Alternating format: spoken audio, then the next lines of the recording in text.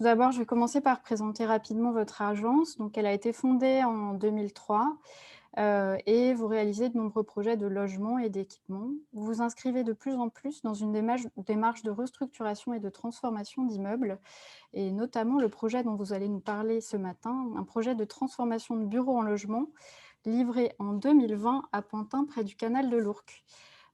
Dans le cas du projet de Pantin, pouvez-vous nous expliquer comment vous vous êtes appuyé sur le système poteau-poutre en place pour domestiquer cet immeuble, et nous dire si la structure était selon vous une contrainte ou un atout, et quels impacts ont cette structure sur les plans, les typologies et les distributions des logements? Bonjour à tous. Merci beaucoup. Je prends la parole pour, pour vous présenter le projet que nous venons de livrer il y a quelques mois à Pantin. Est-ce que vous m'entendez bien? Oui, c'est très bien. Qu'on vient de livrer à Pantin il y a quelques mois pour Immobilière 3F aussi, hein, décidément, un bailleur qui fait avancer la question de la transformation du bureau en logement. Donc, c'est une opération de transformation de deux plots, on voit sur la photo de gauche. En fait, c'est un ensemble de bâtiments construits dans les années 80. Il y avait trois plots mitoyens et Immobilière 3F a racheté deux des plots pour les transformer en 70 logements sociaux. La question donc se posait sur la transformation, la modification de ces bâtiments avec la conservation du bâtiment du troisième plot qui restait en activité, comme on le voit sur la photo de droite.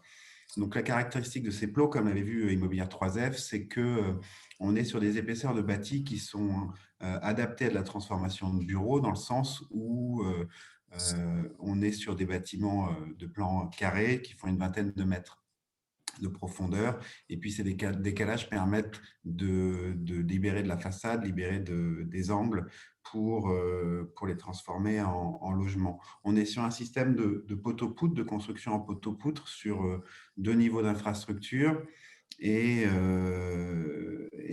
voilà, qui font des plans libres avec des hauteurs. On avait des hauteurs sous dalle de 2,82 m ou 83, pas tout à fait exactement les mêmes entre les deux plots, et un système de façade, comme on le voit sur le bâtiment existant, de façade légère, rapportée, avec peu de performance énergétique, et puis une écriture tertiaire très marquée. Donc, l'objectif du projet, ça a été vraiment de ramener des qualités de domestique à ce projet. On ne le verra pas dans la présentation, ce n'est pas le principe là, mais en effet, on a travaillé les rez-de-chaussée de tous ces bâtiments de bureaux pour créer une séquence en fait entre la rue et le hall d'immeuble par l'aménagement d'un jardin dans ce rapport, dans la séquence d'entrée depuis l'extérieur, l'espace public, vers l'espace intime et privatif des logements. Et puis après, ça a été vraiment donc de travailler les halls, les parties communes, et puis les appartements, de retrouver un côté très domestique dans le bâtiment, et puis tirer parti vraiment des qualités du bâtiment, des qualités constructives du bâtiment pour proposer des logements de grande qualité. Est-ce qu'on peut passer à la diapo suivante, s'il vous plaît? Donc, sur la droite, un petit schéma de principe en fait, qui montre un plot, on va dire, de 20 par 20, avec au centre la zone blanche qui est le noyau de circulation qui était adéquat, qui était bien positionné avec ascenseur et escalier que nous avons choisi de garder en place parce qu'il était vraiment au centre et permettait de bien distribuer de part et d'autre. On a vu que sur ces surfaces, la surface verte, la surface disponible de plancher construit, à optimiser, on avait la capacité de mettre 5 logements, un T4 et deux T3, deux T2.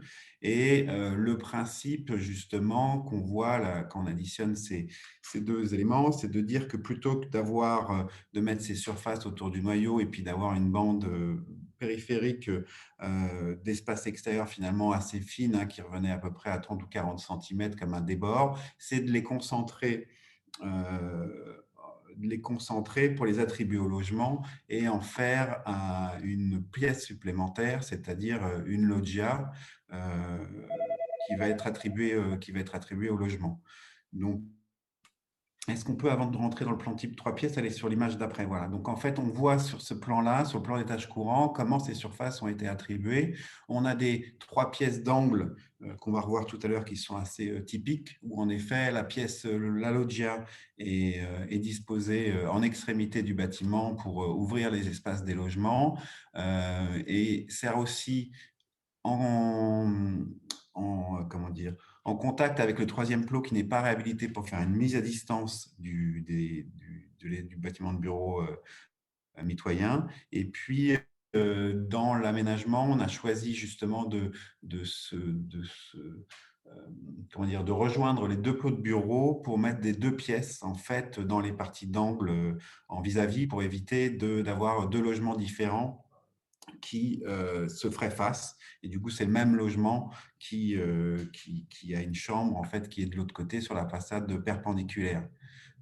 Voilà, donc sur ce plan-là, on voit bien comment les éléments sont répartis autour du noyau central qui est conservé. Et je vais vous montrer un détail, si on peut revenir en avant, s'il vous plaît, sur le 3 pièces voilà, type d'un logement. Donc, on s'est basé sur le système poteau-poutre de ce bâtiment. On voit les poteaux là, du bâtiment. L'avantage de justement ce qui nous a permis de développer et d'occuper ces espaces, c'est que justement on est sur des plans libres poteau-poutre et du coup ça nous a permis de bien caler, de disposer de manière assez souple et fine le programme de logement dans les surfaces demandées par le maître d'ouvrage. On n'est pas coincé comme dans certaines réhabilitations de bâtiments plus anciens par des murs de refend qui vont nous contraindre avec des fenêtres. Donc, la façade a été entièrement déposée, reposée pour avoir des ouvertures et des baies qui correspondent au dessin des pièces. Et dans ce logement, on voit qu'on a une entrée donc, de 2,55 m qui distribue une salle de bain d'un côté, des chambres, un séjour central et puis une cuisine en façade et la loggia qui est une pièce de 9 m² à peu près, un jardin d'hiver avec une façade vitrée rétractable, simple vitrage qui n'est pas un espace chauffé, mais qui permet d'utiliser cet espace extérieur aussi à la mi-saison en la protégeant du vent et du froid et de créer une circulation on va dire, circulaire au sein de l'appartement, depuis la cuisine vers le séjour et d'aller s'installer dans cette loggia pour mettre une table, faire jouer les enfants. Voilà. Donc, j'ai indiqué les hauteurs de plafond sur ce plan parce que c'est important. On a tiré parti justement des hauteurs sous plafond importantes de 2,80 sous dalle pour proposer des grandes hauteurs dans ces logements, donc 2,70 m. Les 10 centimètres, les 12 centimètres qui ont été utilisés, enfin, de différence, sont des faux plafonds qui ont été installés parce qu'on avait des dalles assez fines qui devaient faire 16 centimètres d'épaisseur et donc on n'avait pas les performances acoustiques pour répondre aux exigences entre logements. Et on a rajouté un faux plafond acoustique pour isoler, amener de l'isolation acoustique entre les logements. Mais finalement, cette contrainte-là, on s'en est servi également pour pouvoir passer dans les faux plafonds l'ensemble des réseaux de distribution électrique et de distribution d'eau des logements. Après, dans ce logement, on voit qu'on a une poutre qui passe au niveau de l'entrée sur lequel on s'est appuyé pour faire comment dire, des jeux de hauteur sous plafond, ce qu'on n'a pas dans un logement neuf où on a une épaisseur courante de 2,50 m. Donc, dans ce logement, on a des hauteurs variées en fonction des espaces, avec des séquences et une richesse spatiale aussi qui tire parti des caractéristiques constructives du bâtiment existant. Donc, on peut avancer sur les diapositives, s'il vous plaît. Allez sur la diapositive d'après. Quelques images du chantier. En fait, on voit le bâtiment à différentes époques, quand l'ensemble des équipements intérieurs ont été déposés. Il y a eu, avec Eiffage Construction, Amélioration de l'habitat, une réutilisation d'un certain nombre d'éléments qui, par le biais d'une association de ces éléments de bureau qui ont été déposés. Le plateau libre, en fait, il y avait des allèges maçonnées qui avaient été rapportées en pied de façade, ce qu'on voulait avec des hauteurs des allèges de 1 mètre et qu'on a proposé de déposer, qui ont été démontés et sciés et démontés sur cette façade parce qu'on voulait retrouver des hauteurs de fenêtres qui soient plus en phase avec du logement. Donc, nos baies, en fait, ont des allèges à 70 centimètres, ce qui permet d'avoir des vues vers l'extérieur quand on est assis dans un fauteuil ou pour les enfants, et de retrouver un rapport intérieur-extérieur beaucoup plus confortable que quand on a des allèges filantes de 1 mètre. Donc, après, on voit ces photos démolition, de construction, on voit le tracé des plans, justement, dans les plans, dans le bâtiment libéré. On voit justement l'implantation de ces cloisons qui se fait de manière assez souple, hein, par la qualité de poteau-poutre. Et puis, on a une façade rapportée, qui est une façade sur une ossature métallique, rapportée en nez de plancher, qui a des très bonnes qualités thermiques, parce qu'on a un niveau de performance RT 2020 moins 20%. Et puis, la particularité de ce projet, c'est qu'on a des très grandes surfaces vitrées. On a 34% de surface vitrée, donc beaucoup plus que les 16%, on va dire, réglementaires au minimum demandés par la réglementation de façades existantes. Est-ce qu'on peut passer à la diapositive suivante, s'il vous plaît? Voilà. Donc, on voit sur ces photos ces grandes baies vitrées, le dessin de façade. On a un bardage rapporté auquel on a voulu amener une texture. Ce sont des clins thermolaqués qui viennent donner une ondulation et une matérialité, du relief et un jeu d'ombre sur cette façade. Les grandes baies des pièces qui sont équipées de stores brise-soleil orientables électriques qui offrent vraiment un confort très fin sur la qualité d'éclairement, parce qu'ils permettent vraiment d'aller quasiment de l'obscurité totale au store remonté, en passant par tous les degrés de filtre, voilà, pour l'intimité et pour le confort thermique d'été. Et puis on voit cette loggia d'angle avec ces baies coulissantes rétractables qui se plient.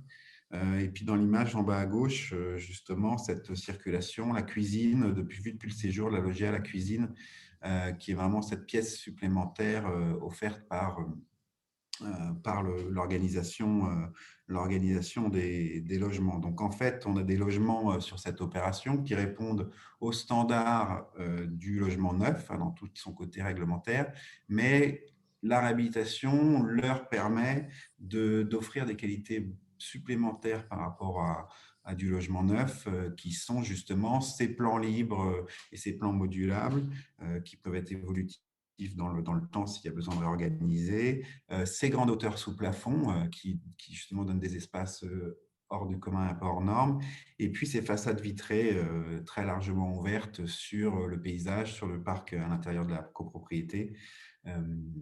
Voilà, donc on va au-delà on a des appartements qui vont au-delà d'un bâtiment neuf.